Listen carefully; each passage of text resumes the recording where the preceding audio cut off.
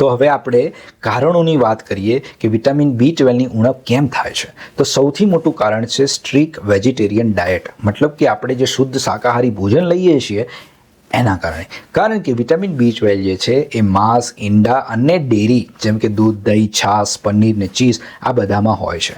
તો શાકાહારી લોકો આ બધું ઓછું ખાતા હોય છે. જે વિગન લોકો હોય છે તો દૂધની બી પ્રોડક્ટ ખાતા નથી હોતા, તો એમને આ વિટામિન બી12ની ઉણપ ઝડપથી થાય છે. બીજું છે પેટના રોગો.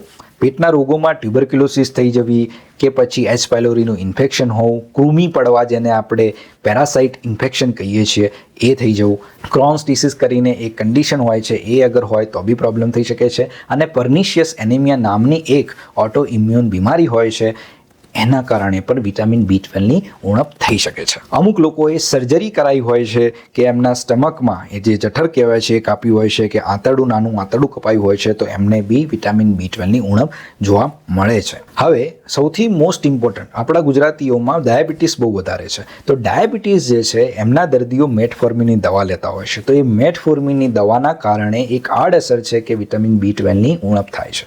તો એમને શું કરવું એ બી હું આગળ કહીશ. પછી જેમને એસિડિટી ખૂબ રહેતો હોય છે, આખો દિવસ છાતીમાં બળતરા ને એ બધું, તો એ લોકો છે ને રેનિટીડિન લે છે, પછી આપણી પેન્ટોપ્રાઝોલ નામની દવા લે છે જે એસિડિટીને ઓછી કરે એની માટેની જે દવાઓ લે છે ને એની બી આડઅસર છે કે વિટામિન બી12 ઓછું થઈ જવું.